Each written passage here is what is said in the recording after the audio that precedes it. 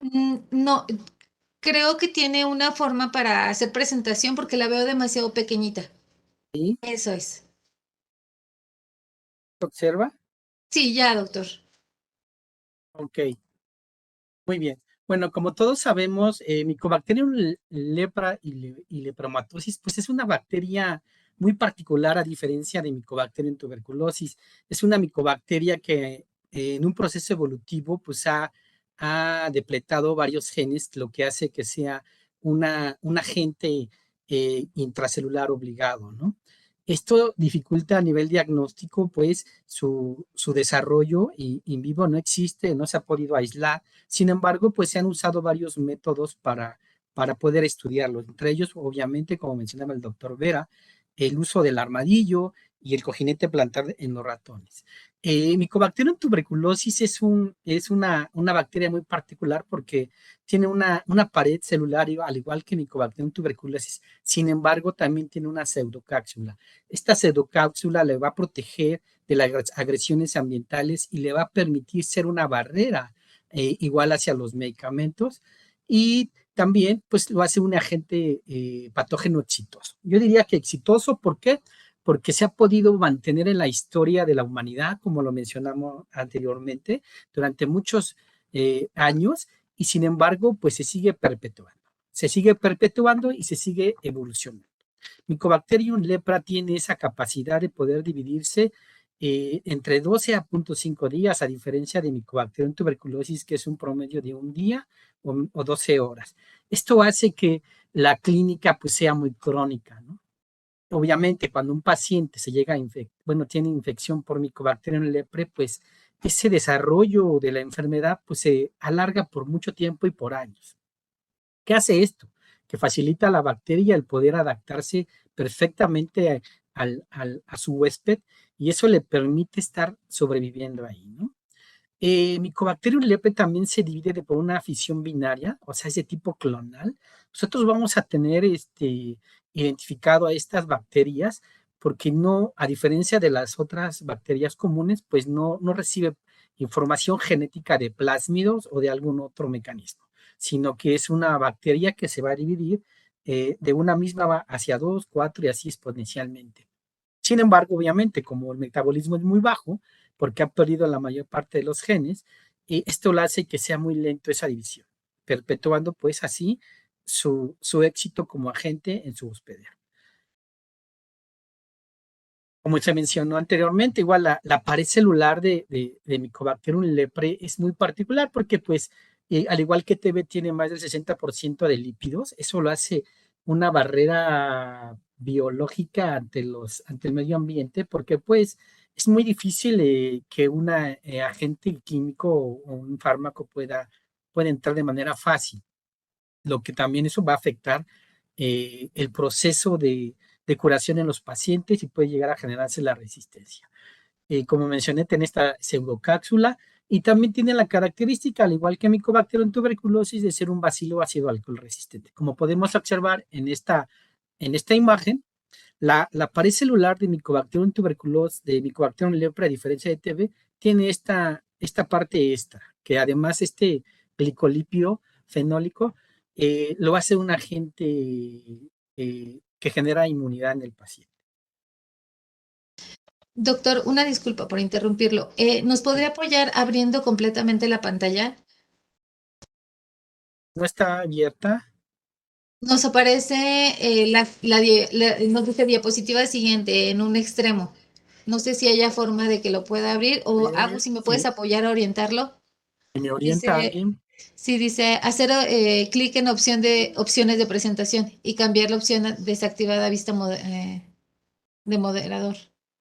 Arriba está opciones de presentador. Ahí está.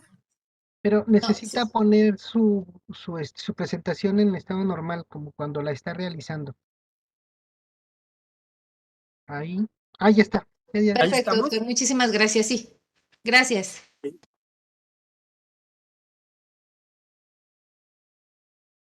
Este, ok, continuamos. Una de las características que tiene Mycobacterium lepra es precisamente ser una de las micobacterias que que tienen una duplicación más lenta en todos los organismos conocidos. Esto lo hace, como mencioné, ser una ventaja evolutiva para seguir preservándose dentro de su hospedero.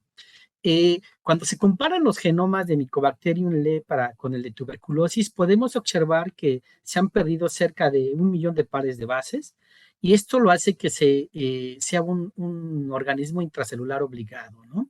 Entre estos genes que se han depletado o que han tenido esa reducción genómica, pues se han perdido pues, muchas actividades metabólicas importantes, así como cadenas respiratorias, la mayor parte de las cadenas microaerofílicas y anaeróbicas y sistemas catabólicos.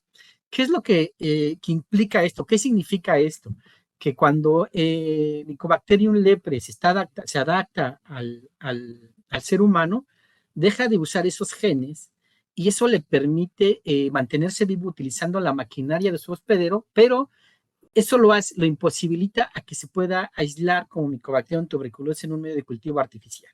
Se sabe que Mycobacterium lepre, pues particularmente tiene un tropismo por en una temperatura de menor a 37 grados, lo que favorece que se pueda reproducir precisamente en el armadillo, ¿no?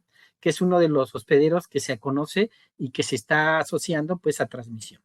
Esta depresión en el genoma hace que Mycobacterium tuberculosis Mycobacterium lepre sea un organismo que, que pueda mantenerse la división muy lenta, pero además tener una evolución clínica en su hospedero mucho más crónica por años, a diferencia de Mycobacterium tuberculosis. A ver aquí. Muy bien, Mycobacterium lepra, pues como todos sabemos, cuando se identificó por primera vez por allá de 1873 por Hansen, pues ha pasado ya una gran serie de eventos muy importantes en cuanto al diagnóstico y al tratamiento de Mycobacterium lepre. Anteriormente, pues era endémica en Europa en los siglos XVI, XVIII, y fue hasta por allá del 41 cuando apareció el primer fármaco que era efectivo contra la lepra, que era la Dapsona. Se pensó que con el uso de este fármaco se podría llegar a la eliminación y al control de la lepra. Pero como pasa siempre de estos organismos, pues se empiezan a identificar los primeros casos de resistencia, ¿no? Por allá de los 60. Sin embargo, algo que también vino a apoyar mucho el diagnóstico y el tratamiento de la lepra fue la aparición de otros fármacos como la rifampicina y la clofazimina, que para 1981 la OMS reclara que la poliquimioterapia iba a estar siendo una opción para aquellos fármacos, bueno, aquellos pacientes que empezaran a identificarse como posibles casos resistentes para lepra. De ahí que para la fecha, en cuanto a la parte diagnóstica, una gran evolución con la implementación de las nuevas herramientas genómicas. Como podemos ver, por allá de 1991 se va a declarar a la lepra como una enfermedad de salud pública y pocos años después se empieza a secuenciar el genoma completo de la Mycobacteria y posteriormente con la aparición de la secuenciación de nueva generación, todos los estudios en los organismos hizo un boom. Ahora sabemos que es una herramienta que nos permite conocer muy bien y a fondo a los organismos, en este caso lepre, y podemos saber y tener más conocimiento de cómo podemos tratarlos, ¿no? Posteriormente, por allá del 2011, la OMS declara 9 países como importantes para el seguimiento de la monitoreo de la resistencia hacia lepra, ¿no? Y en este caso han aparecido ya varias pruebas diagnósticas muy importantes que nos han venido a apoyar mucho para identificar la resistencia. Entre ellas, las más utilizadas puede ser el PCR en punto final. Tenemos también casos del Genotype, que es una plataforma muy noble que nos permite identificar de una misma manera los 3 fármacos utilizados en la poliquimioterapia. Y últimamente, recién en el año pasado, se está probando, de hecho ya hay un artículo del uso de la secuenciación de nueva generación con el Diplex, que es una plataforma muy robusta que nos va a poder permitir identificar las mutaciones para los casos de sospecha de farmacoresistencia en lepra. Esta última plataforma se está aprobando, todavía no es aprobada por la OMS, sin embargo yo no tengo duda en que esto suceda, ya que esta misma plataforma también ya se aprobó por la OMS por parte para el caso de tuberculosis. Como podemos ver, en las últimas 2 décadas se ha hecho una gran búsqueda de nuevas opciones para el diagnóstico de lepra y obviamente también para la identificación de los casos de farmacoresistencia, que efectivamente, como mencionaron en la mañana, aunque todavía la farmacoresistencia en lepra no se ha considerado como un problema importante como en el caso de tuberculosis, hay que monitorearla y hay que vigilarla porque puede ser que llegue a suceder lo mismo que en tuberculosis. Y yo creo que es un llamado de atención para todos los países el que podamos tener acceso a este monitoreo para poder saber cuál es nuestra situación como país en cuanto a la resistencia de Mycobacterium leprae. ¿Cuáles son los genes asociados a Mycobacterium leprae? Particularmente para el caso de la rifampicina, pues todos conocemos que el gen es el gen RPOB. El gen RPOB es un gen que nos va a manejar toda la parte de la RNA polimerasa que se utiliza para la síntesis del RNA durante la transcripción. Cuando Mycobacterium leprae genera una modificación, una mutación en esta enzima, obviamente pues ya el fármaco, al igual como en tuberculosis, pues ya no es efectivo.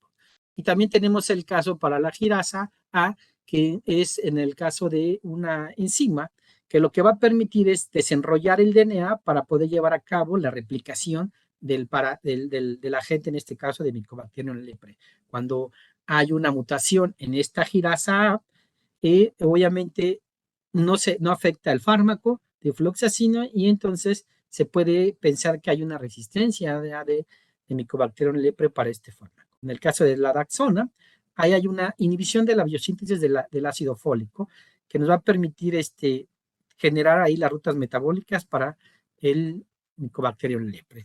Estos 3 mecanismos ya están muy bien estudiados y se conoce muy bien cuáles son las mutaciones que están asociadas a la resistencia para estos 3 fármacos. Hay que tomar en cuenta que estos 3 fármacos son la base pues de la poliquimioterapia. Algo muy importante, el medicamento más efectivo es la rifampicina, al igual que tuberculosis, por lo tanto, siempre se tiene que proteger a este fármaco. Sin embargo, como sabemos, también ya hay resistencia tanto a Daxona como a fluoxacina. Y aquí muestro en esta tabla las regiones determinantes de la resistencia que ya se han caracterizado y están aprobadas por la OMS y a la cual hay que hacerles vigilancia. Por ejemplo, para el caso de la Daxona, tenemos el codón 53 y el codón 55. Y para el caso del RPOB, tenemos el codón 441, el 451, el 456 y el 458. En el caso de la gira de las quinolonas, tenemos el 89 y el 91. Hay que tener muy bien en cuenta que a diferencia de TB, hay una variación en el número de codones. Sin embargo, se sabe que estos codones que tenemos marcados del lado derecho son los más polimórficos. ¿Y a qué me refiero con polimórficos? Pues son aquellos codones, son polimorfismo de un solo nucleótido, que van a hacer ese cambio en alguna nucleótido y va a generar la expresión de un nuevo aminoácido y afecta a la proteína que se vaya a sintetizar, lo que genera una mutación y obviamente una afectación en el sitio de unión del fármaco, lo que hace que la bacteria sea o se vuelva resistente. Por ahí que es muy importante que cuando se lleve a cabo el monitoreo de la farmacoresistencia en lepra, se vigilen estas mutaciones, particularmente ya bien caracterizadas. Hay reportes de otras mutaciones en algunas otras regiones, sin embargo, como todos sabemos, todavía no hay mucha información acerca de todos los polimorfismos que hay en estos genes que puedan generar resistencia y están bajo estudio por parte de la OMS. En cuanto a las técnicas para poder determinar la resistencia, pues como ya se mencionó anteriormente, pues se inició particularmente a nivel molecular con el uso de la PCR de punto final y después una secuenciación por Sanger, que era la primera, los primeros ensayos de secuenciación que se usaron ampliamente, no nada más para lepra, sino para muchos otros organismos. Posteriormente, por allá del año 2011, apareció la plataforma Genotype Lepra DR, que es una herramienta que va a tener un principio en fijar las ondas específicas sobre papel de nitrocelulosa y poder retarlas con nuestra muestra de nuestro paciente, y ahí vamos a poder identificar si hay o no la existencia de una resistencia. Y se le llama que es una hibridación inversa, porque lo que se tiene aquí se tiene la sonda específica para la mutación y se reta con la muestra. Y últimamente, que ya para allá del año pasado, como yo mencioné, se está investigando el uso de la nueva plataforma de secuenciación de nueva generación, que es Diplex Mycolab, que con su símil de Mycobacterium tuberculosis ya está utilizado, y esta plataforma nos va a poder permitir conocer todas las mutaciones que pueda haber en una muestra de Mycobacterium leprae. Son las herramientas o plataformas tecnológicas que tenemos actualmente para poder llevar a cabo el seguimiento del monitoreo de la farmacoresistencia en lepra. En el caso de Genotype, me quiero enfocar un poco más detallado porque es una de las ideas que se considera podemos aplicar aquí en México. Y bueno, como mencioné, las lipas o Lyme Proteasine son pruebas donde se tienen las membranas específicas fijadas en la membrana de nylon, las ondas, y entonces se va a poder identificar la resistencia a los 3 genes, que es para la rifampicina, ofloxacina y Daxona. Esta plataforma también se utiliza para Mycobacterium tuberculosis y ya se ha usado ampliamente a nivel mundial y ha dado un buen desempeño en cuanto a la identificación de la resistencia con sensibilidades y especificidades muy altas. ¿Qué es lo que implica en esta técnica? Pues se tiene que hacer una extracción de ácido nucleico como cualquier otro tipo de prueba molecular, y de ahí se puede amplificar los genes, las regiones genéticas que requerimos de la micobacteria, y entonces se reta con las ondas específicas y podemos obtener ya un resultado, ausencia o presencia de este tipo de mutaciones. No podemos hablar a nivel genético que hay una resistencia, sino se menciona que hay una presencia o una ausencia de la mutación, y esto es debido a que puede haber situaciones en donde la región genética no la está identificando si está fuera de ella la mutación. Obviamente aquí se puede utilizar únicamente en baciloscopías positivas o de Mycobacteria fructis positivos con Mycobacterium leprae, y también en biopsias. Esto es importante porque cuando hay casos paucibacilares, la sensibilidad disminuye bastante.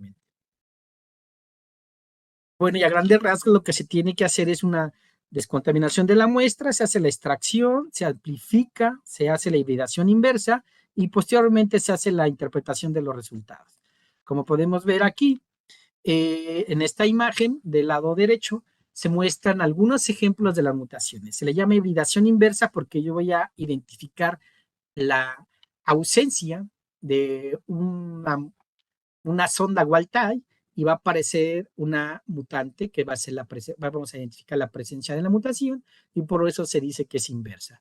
Y como en este ejemplo podemos observar, se puede identificar de una manera oportuna el caso de una resistencia en lepra, y eso nos permite poder tomar una orientación clínica para este caso de pacientes. Y podemos ver abajo aquí una imagen de un símil, de una lipa del caso de Mycobacterium tuberculosis para pruebas de segunda línea. Sin embargo, el principio es el mismo. Se observan las reacciones que hay en la tira de celulosa, y podemos ver si hay una resistencia, como en este caso aquí hay una ausencia de una región de wild-type, pero aparece una región de mutación. Y la ventaja que tiene esta plataforma es que ya son específicas las mutaciones a las cuales se van a identificar. Obviamente, nos queda también pendiente que hay otras que no están dentro de esta región.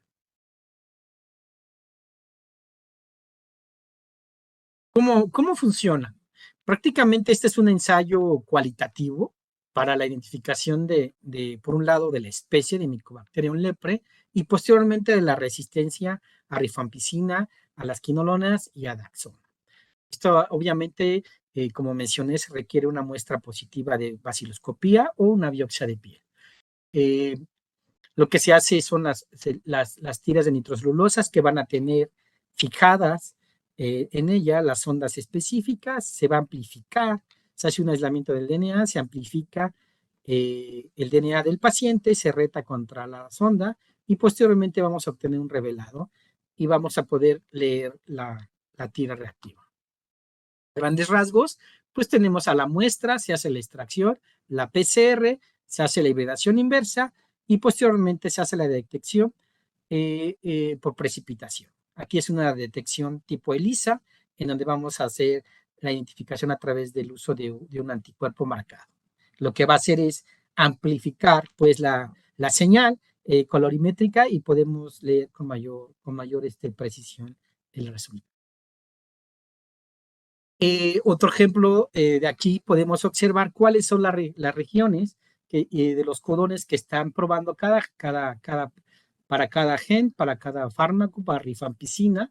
Vamos a tener tres sondas que son wild type, que van a cubrir la región desde la 432 a 451. Hagan de cuenta que fragmentan el gen y esas sondas cubren esa región del RPOB y podemos identificar con gran precisión los codones mutados para el 432, aquí del 438 al 441, en el caso de las wild types, y wild type 4 igual hasta las 58. Y aquí están las dos mutantes que nos interesan, que es la 456 y la 451 para RPOB. En el caso de floxacina, se sabe muy bien que aquí el codón que muta es el 89 al 91 y son los más frecuentes, ¿no?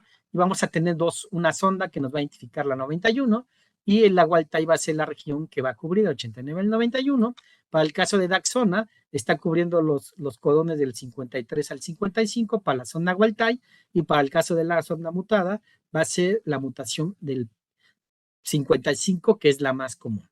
Este es un ejemplo de cómo se puede utilizar el genotype para la identificación de farmacoresistencia en lepra. ¿Qué es lo que nos permite este tipo de pruebas, esta plataforma? Una de las desventajas es que se requiere de áreas para PCR y todos aquellos que han trabajado con biología molecular saben que es muy importante contar con un área limpia para poder hacer ahí las mezclas de reacción. Otra área para hacer la extracción de ácidos nucleicos o inactivación de las muestras y otra área sucia en donde se va a poder llevar a cabo el revelado.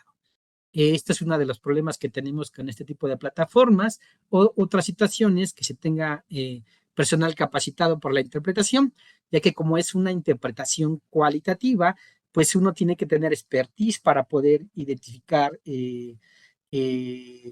la presencia o la ausencia de estas mutaciones. También tener un control estricto de los amplicones para la contaminación cruzada. Un punto que no se debe de menospreciar, ya que en el caso del diagnóstico molecular, cuando llegase a haber una contaminación, eso sí es muy caótico. Por lo tanto, pues sí se requiere tener cierta expertise y las condiciones de infraestructura para poder aplicar este tipo de pruebas. Y aquí mostramos una fotografía de algunas de las muestras que se han trabajado ya aquí en el instituto para el caso de tuberculosis y en las áreas donde se trabaja con el incubador de las lipas.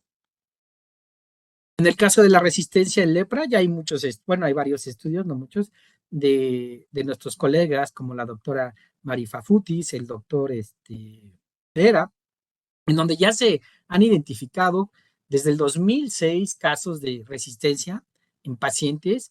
Sin embargo, pues en México no tenemos una información concreta y real de lo que está sucediendo en cuanto a la resistencia en lepra, de ahí la importancia de que se tenga un monitoreo de la misma en el país, y una de las propuestas precisamente es que México inicie ya el monitoreo de la resistencia en lepra.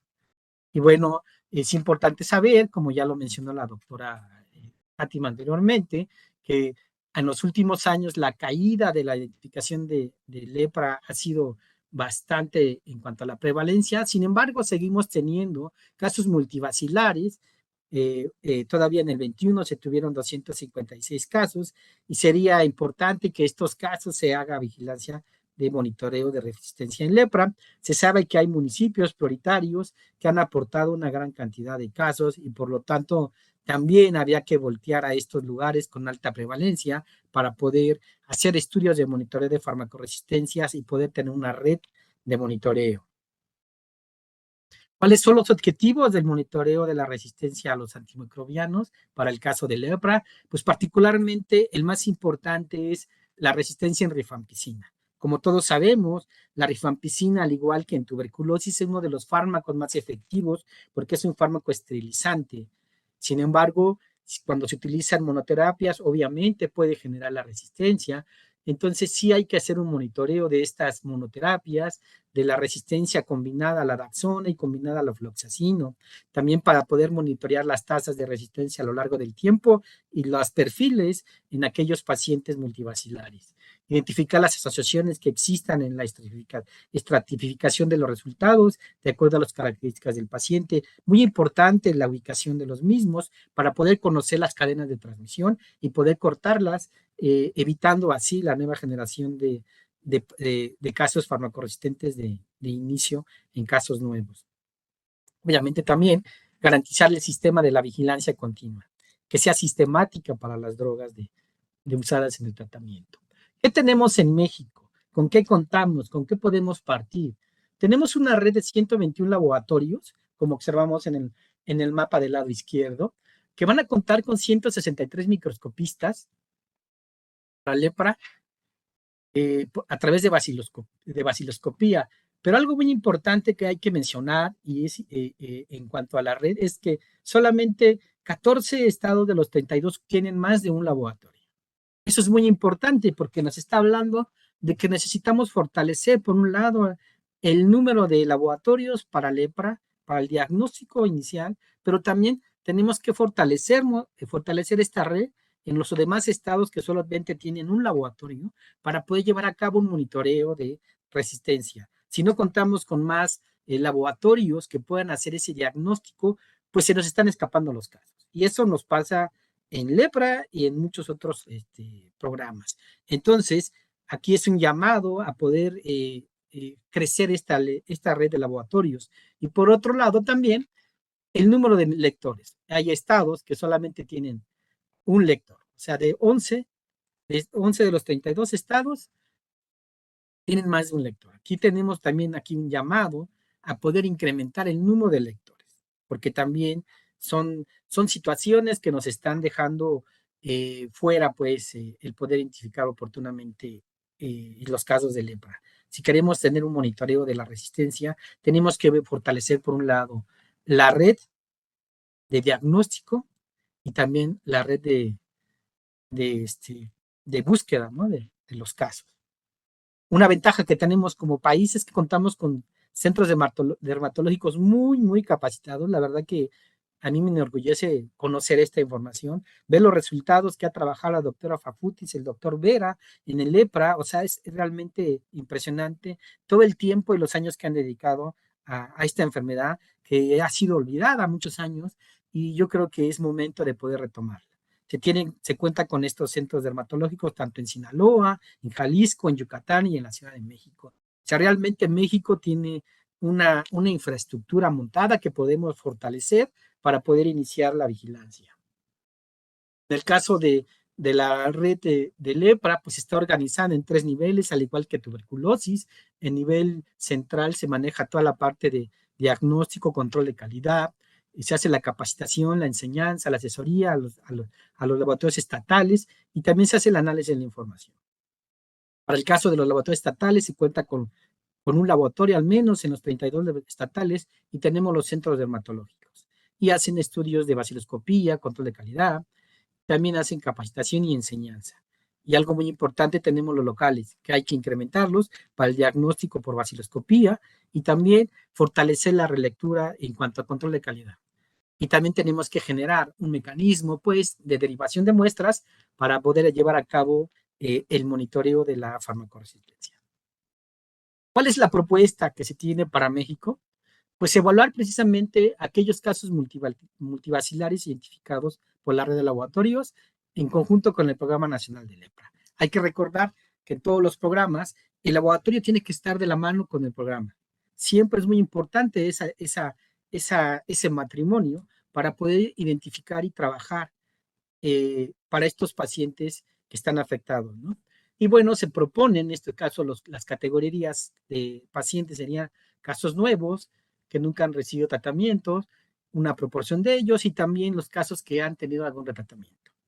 La propuesta que se tiene es utilizar el Genotype, ya que en el laboratorio de micobacterias del INDRE ya se tiene varios años trabajando con esta plataforma, se cuenta con toda la infraestructura y el personal capacitado.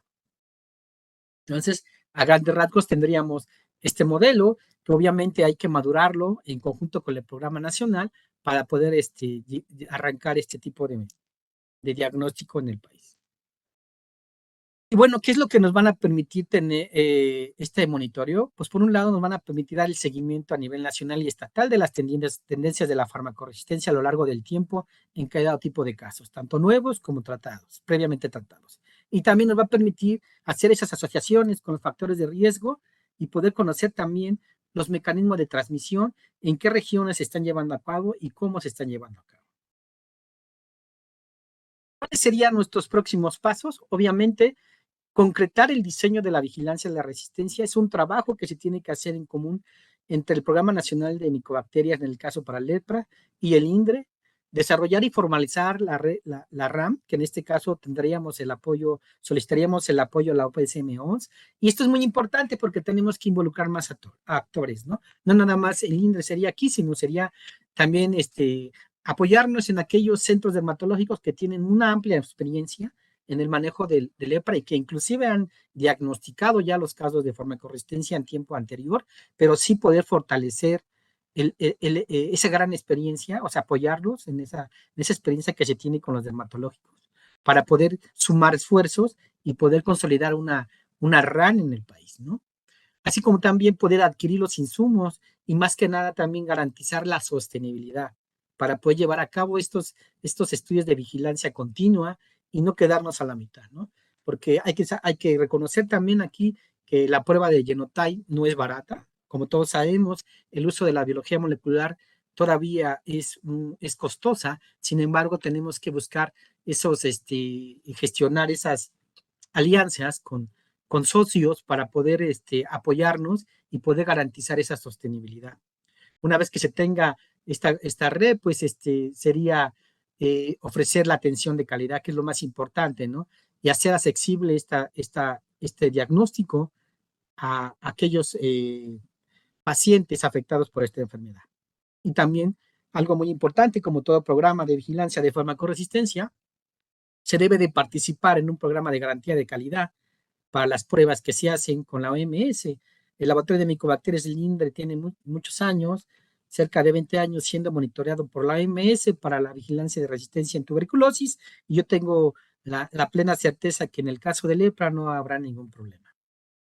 Obviamente, para aquellos casos en particular, pues se buscará la opción de secuenciación para poder tener con mayor certeza qué codones están mutando en este tipo de pacientes. Ya, ahí está. Y bueno, por conclusiones, pues yo podría proponer aquí que el laboratorio de referencia del INDRE cuenta con la infraestructura y la expertise técnica para la determinación de la resistencia molecular por lipas. Les comentaba que ya tenemos varios años y yo creo que no habría ningún problema en implementar el Genotype para lepra. Una ventaja es que el laboratorio supranacional está siendo vigilado desde el 85. Tenemos que el Genotype puede proveernos la identificación rápida de la resistencia genotípica para la rifampicina, fluoxetina y daxona y poder tener un diagnóstico rápido para evitar la transmisión y poder tener un tratamiento adecuado. México cuenta con la capacidad para implementar el monitoreo de la resistencia a los antimicrobianos en lepra y poder ofrecer esta calidad de atención que se requiere particularmente para esta población afectada. Creo que es mi última diapositiva, si no hay ninguna.